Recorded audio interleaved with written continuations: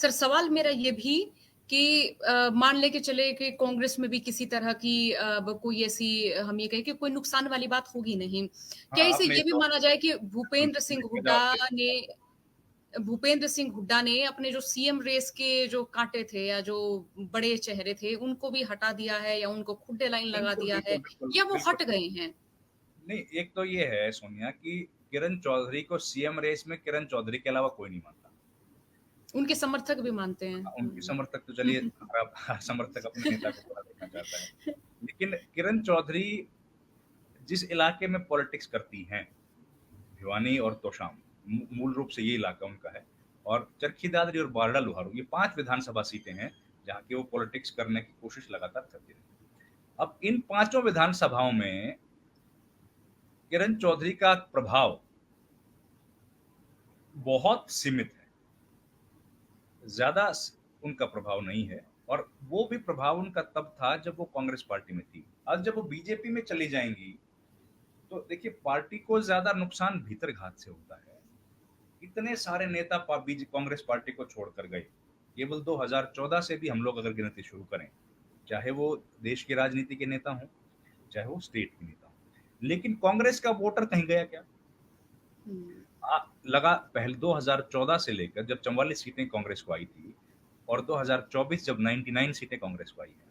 हम लोग हर छोटे-बड़े विधानसभा, लोकसभा, राज्यसभा चुनाव के बाद हम लोग हर बार ये सुनते हैं कि इसने भी पार्टी छोड़ दी, कांग्रेस अब खत्म हो गई। इसने भी पार्टी छोड़ दी, कांग्रेस अब खत्म हो गई। ये चुनाव भी कांग्रेस हार गई, अब कांग्रेस खत्म है। ये चुनाव भी कांग्रेस हार गई, अब कांग्रेस खत्म हो गई। क्या कांग्रेस खत्म हुई? आज भी बीजेपी का सबसे बड़ा निशाना कांग्रेस पार्टी होती है, चाहे वो सदन के भीतर हो, चाहे वो किसी पॉलिटिकल रैली में हो या फिर उनकी नीतियों में, उनके बयानों में, प्रेस कॉन्फ्रेंस में, सारे अटैक जो है वो कांग्रेस पार्टी के खिलाफ होते हैं। कांग्रेस तो 44 सीट पे आ गई थी, उसके बाद एकदम राइज किया 99 पे।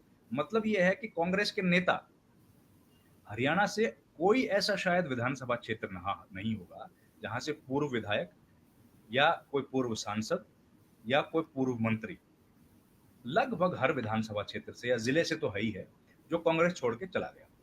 लेकिन उसके बावजूद कितना ज़्यादा वोट प्रतिशत पे फ़र्क पड़ा, बल्कि कांग्रेस का वोट तो बढ़ गया है।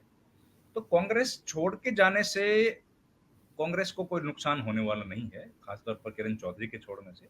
हाँ, कांग्रेस को बेनिफिट ज़रूर होगा कि अब उन लोगों को मौका मिल सकता है, जो लोग किरण चौधरी की वजह से अगर कोई वहाँ पर भूपेंद्र सिंह हुड्डा का समर्थक था या रणदीप सुरजेवाला का या शैलजा का समर्थक था, लेकिन उस इलाके में क्योंकि किरण चौधरी बड़ी नेता थी, उनकी वजह से वो लोग अपनी राजनीति खुलकर नहीं कर पा रहे थे। वो अपनी राजनीति उनकी बहुत सीमित थी क्योंकि ये माना जा रहा था कि वहाँ पर तो टिकटों का वितरण केवल किरण चौधरी के कहने से ही होगा। अब वो लोगों के लिए रास्ता खुल गया है। अब जैसे ही किरण चौधरी वहाँ पर गई हैं, तो जो हुड्डा जिनको माना जाता था कि रोहतक, झज्जर और सोनीपत के नेता हैं, मैं अब देख पा रहा हूँ कि भिवानी और चरखी दादरी का इलाका भी अब उसी दायरे में आ गया है। अब वो हुँ। वहाँ तक उनका जो क्षेत्र है वो फैल गया है। इसका सीधा फ़ायदा भूपेंद्र सिंह हुड्डा को होगा, क्योंकि मुझे लगता है कि हुड्डा ही एक ऐसे नेता हैं कांग्रेस में आज, जिनके हर विधानसभा क्षेत्र में 1 या 2 मजबूत लोग हैं, जो चुनाव लड़ सकते हैं। अब उनमें से कितनी टिकटें हुड्डा दिला पाते हैं वो एक अलग बात है, लेकिन कम से कम उन लोगों को एक बहुत राहत की सांस मिली है कि तमाम 5 साल, 10 साल, 20 साल मेहनत करने के बावजूद, एक जनता के बीच रहने के बावजूद भी, आखिरी वक़्त पर केवल एक व्यक्ति की वजह से उनकी टिकटें कट जा रही थी। अब वो काँटा निकल गया है, कम से कम ये क्लियर हो जाएगा कि हुड्डा का जो समर्थन है, हुड्डा अगर हुड्डा ताकतवर हैं अपनी लोगों को टिकटें दिलाने में, तो अब भिवानी में कोई रोकने वाला हुड्डा को नहीं है। अब ये बात अलग है कि हुड्डा के पास वो ताकत है कि नहीं है, इस बात का फैसला हाईकमान करेगा। लेकिन हुड्डा के कई ऐसे लोग हैं जो वहाँ पर अच्छी राजनीति कर रहे हैं, ज़मीन की राजनीति कर रहे हैं, कई युवा लोग भी हैं, चाहे दादरी हो, बाढड़ा हो, भिवानी शहर हो, लोहारू और तोशाम, इनमें सब में भूपेंद्र हुड्डा के अपने समर्थक हैं और बहुत लंबे समय से अच्छी खासी पॉलिटिक्स वो लोग कर रहे हैं। उनके लिए रास्ता बिल्कुल साफ हो गया। बीजेपी को वहाँ से कुछ ज़्यादा मिलेगा, मुझे इस बात की उम्मीद नहीं लग रही है, क्योंकि तोशाम में जो मेरी समझ है तोशाम के लोगों ने जिस तरीके से किरण चौधरी ने जो राजनीति इस बार की है, और बीजेपी के उम्मीदवार को वहां पर वोट डलवाई है, वहां के लोग इससे बहुत ज्यादा खुश नहीं हैं।